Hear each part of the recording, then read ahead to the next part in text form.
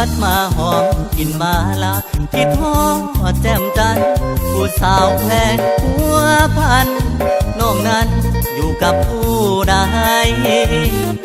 แต่งงานหรือยังสาวดังของเมืองสำไซคนงามสาวเมืองเวียงไซไออยากไปแต่ใจห่วงหาน้องสาวงามเดือสาวสำนึกดินแดนมากจองงามแท้สาวเวียงทองเดียวพอทั่วทองท้องนาสาวเมืองเสียงขอให้รออายก่อนเธอหน้าอย่าเฝ้าแต่งงานเด้อละเมืองแอบควันตาสาวสำนีสาวแห่งหัวเมืองอย่าเครื่องเด้อสาวทำลา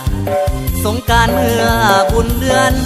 5สองเข้ามาเที่ยวตาเสนอเดินทรงเที่ยวทำทานผู้นำสู่ใจแท้แดนผู้สูงมีลมพาเสยสงคำอื่นแท่นอหัวพัน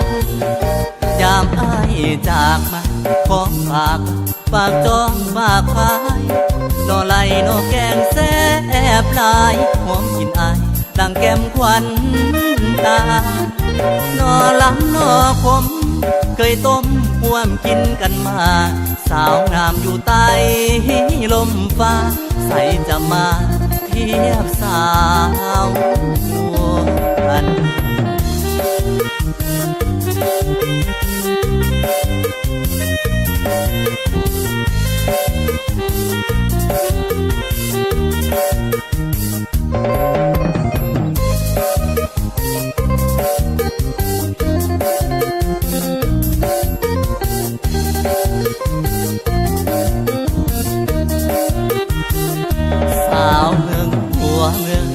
อย่าเครื่องเด้อ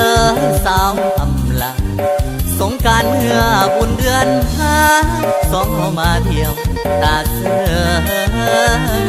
เดินทรงเที่ยวทำผ่านผู้นำสุขใจแท้แดนผู้สูงมีลมพัดเสยสงคำแท่นอหัวพันยามอ้ายจากลาของฝากมาฝากจองมากกว่าลอไหลนอแกงแซ่บลายหอมกินอายดังแก้มควันตานอลำนอคม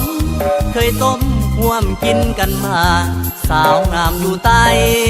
ลมฟ้าใสจะมาเทียบสาวหัวพัน